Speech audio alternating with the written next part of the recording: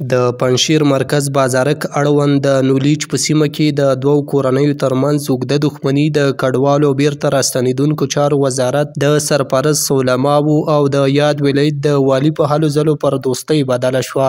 په همدې مناسبت په جوړه شوې غونډه کې د کډوالو بیرته راستنېدونکو چارو وزارت سرپرست خلیل الرحمن حقانی د خلکو ترمنځ په وحدت او یووالي ټینګار وکړ او ترڅنګ یې د خلکو ترمنځ د یووالي په برخه کې د یاد ولایت د مسؤلینو هڅې وستایلې. دښمنۍ کې او په غیبتونو کې او د یوه د بل په پښو وهلو کې د یوه د بل دپاره کوهي وهل او د یوه د بل خلاف او تهمت لګول، بیان ورکول او د یوه د بل سره دښمني تخم شاندل، نفاق اچول، دا نه د الله موږ تاسو وساتي او دا ډېر بد خصلت دی. د نبي کریم صلی الله علیه وسلم حدیث مبارک د علما ناست که څوک غواړئ چې جنت ته داخل شي، ښه اخلاق او د خلکو د لاس او د خولې د ضرر ځان وساتئ چې خپله څوک په لاس او په خوله ضرر ورته ونه رسوئ. ته خپله خوله او لاس کنټرول کا چې مسلمانان ته لویه نفع دغه ده، دا پرېږدئ چې لویه کومک ورسره کوي و دغه وکړه چې ته د لاس نه څوک ورته ضرر نه شي، تا د ګاونډي تا ملګری او تا د خولې نه څوک ضرر ونه مومي.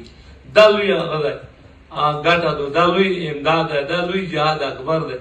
د پنجشیر والي د یادو کورنیو ترمنځ اوږدې دښمنۍ ته په اشارې سره وویل چې د دوی ترمنځ د رامنځته شوي جنجال له امله ډېر ځوانان طلب شوي وو او یادې کورنۍ به همیشه د یو بل وژلو پسې ګرځېدلې. نوموړي همداراز د یادو کورنیو څخه مننه وکړه چې روغې جوړې ته یې غاړه کېښوده. آینده یک زندگی پر امن و یک زندگی در فضای برادری و اخوت و در فضای امن و امان در پهلوی یکی دیگر الله رب العزت نصیبشان بکنه و به طرفین باز یک دفعه همین مصالحه را تبریک میگویم. الله رب العزت به همه ایتان به همه فامیلایتان مبارک بسازه. ولایت پنجشیر و مقام ولایت پنجشیر و رهبری ولایت پنجشیر به تمام معنا در حمایتتان است، در پهلویتان ایستاده است و شما همین خدمت خود را به خاطر رضای رب العالمین پیش ببرید. په ورته وخت کې بیا یادې دواړه کورنۍ خوښې دي چې د اسلامي امارت مسؤلینو یې ترمنځ دښمني په دوستۍ وربدله کړه.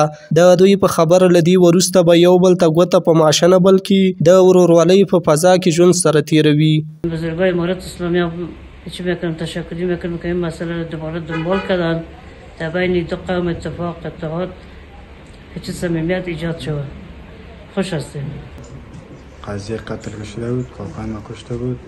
همین خاطر همین طول 12 سال ما از وطن فرار بودیم، طرف مزار زندگی میکردیم. 12 سال در وطن آمده نمیتونستیم و بیادرم هم بندی بود، در زندان پدرچرخی بندی بود دیگه. باز ما آمده نمیتونستیم به وطن. حالا خوشحال هستیم که امارات اسلامی مشکلات از بین طرف بین ما و شرکاکان مشکلات حل کرده. بسیار تشکر میکنیم از امارات اسلامی. د یادونې وړ ده چې د دې دواړو کورنیو ترمنځ دغه دښمني 12 کاله وړاندې رامنځته شوې وه چې له امله یو کس مړ او ګڼ شمېر نور بیا جلا وطنه او خپلې مینې یې پرېښې وې چې له دې وروسته به بیرته خپلو کورونو ته راوګرځي.